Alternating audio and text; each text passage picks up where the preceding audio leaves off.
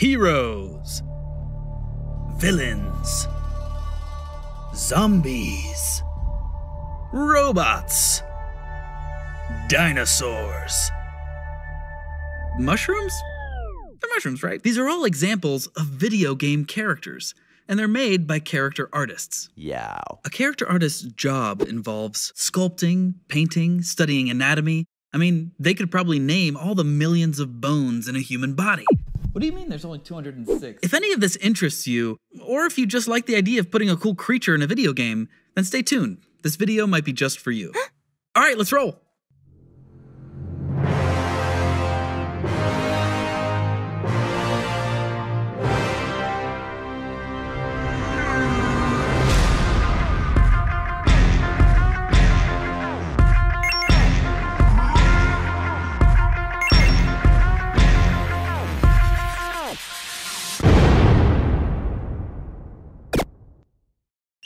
.3D character artists.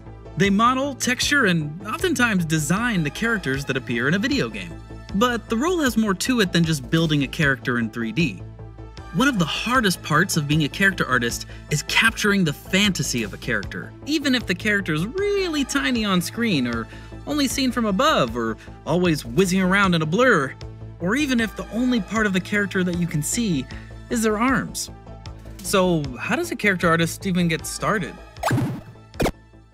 We get a concept, either from the concept artist or we make one. I see the concept as the final target I'm aiming for. When we bring the concept into 3D, we want to capture the iconic qualities of the concept and, if possible, even enhance them. Oh, okay. So if I took this concept of Garen, I could start to break it down to its most iconic elements. That would probably be his sword, his pauldrons, and his scarf. If we look at Garen's model in League of Legends, you can see that he's been already simplified down to these three basic elements because he's so small on screen. The only danger is losing the character's essence as you simplify them down to their core elements, or choosing the wrong core elements to simplify them down to. Like if we reduced Garen down to his boots, hands, and hair. And that's why character artists work very closely with concept artists to make sure they preserve the character's iconic traits. Okay, so how does the 3D modeling process actually start? Our process generally starts with creating a quick proxy model, which just has big blocks of shapes and color. We use the proxy to check for key proportions and silhouette as soon as possible. We then make adjustments based on how the model looks in-game, continuing to push readability and adding detail and contrast to highlight the focal points.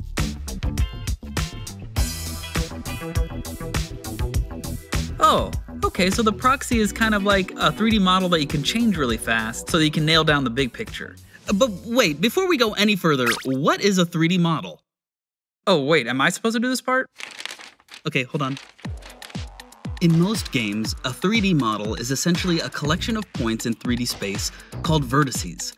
The vertices are connected to each other with line segments, forming polygons. These polygons form what is called a polygon mesh. And that's a 3D model.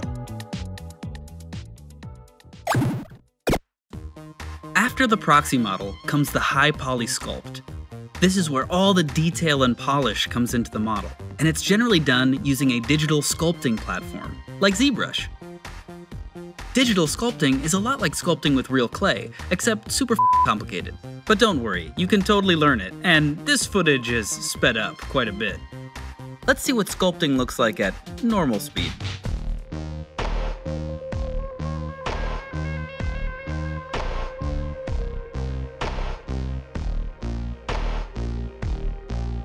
Okay, I think we get it. Let's move on. Once your high poly sculpt is created in ZBrush, you have to optimize it into what's called a low poly mesh. The reason for this is that the game's engine calculates all the polygons on your model in real time, and on a high poly sculpt, that can be millions of polys, which can really kill the game's performance and slow everything down. The low poly mesh is basically a simplified version of your sculpt, but with way fewer polys.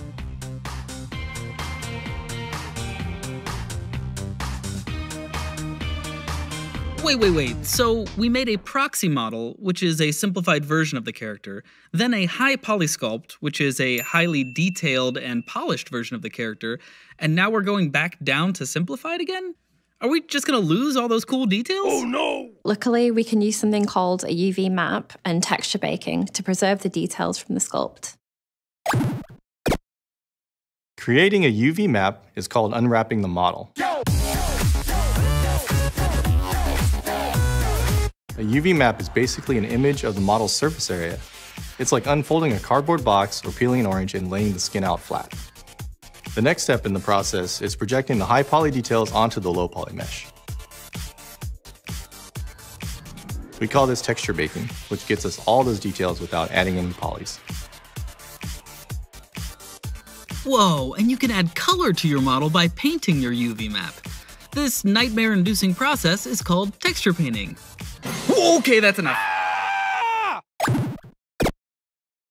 An alternative to using purely hand-painted textures is using shaders to generate different colors, materials, and effects on your model. This is a much more technical approach, but can also be incredibly powerful. So let's watch a quick overview of how a shader works. Shaders are basically chunks of code, and they dictate how the surface of a model should look. Shaders generally have a lot of options and inputs.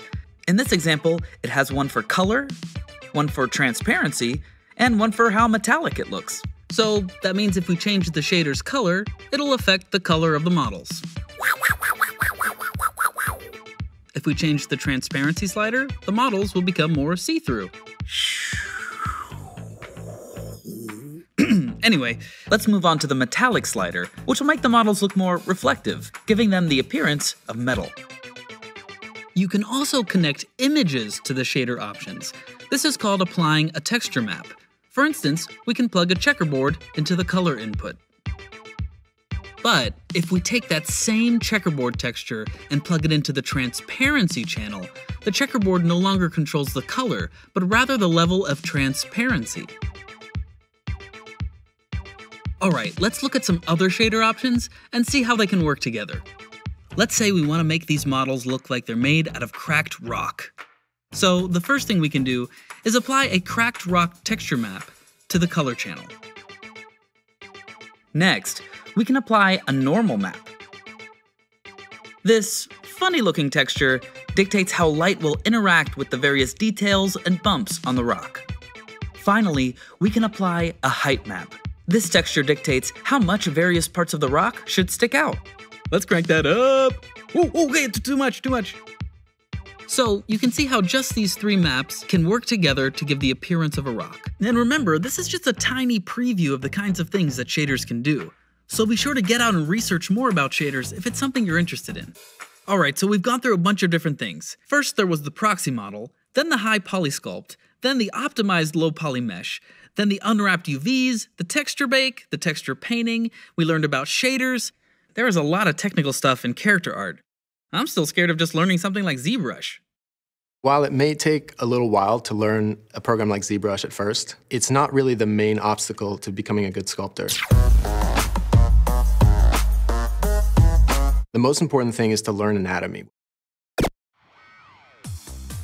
In order to create a believable sculpt, you need to understand how the bones and muscles work, or the sculpt will end up looking pretty weird, and it may also be difficult to animate.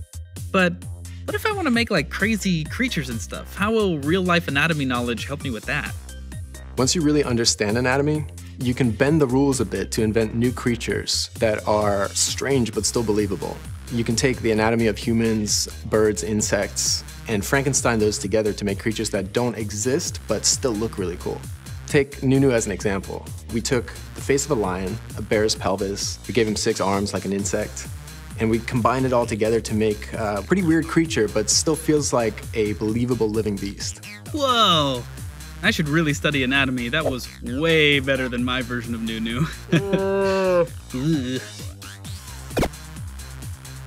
So in the concept art video, we talked a lot about how changes can occur during development. Are there any kind of last-minute changes that can happen to a character artist? Sometimes we find that parts of our design that look great when the model is in neutral pose just don't work once the character is moving.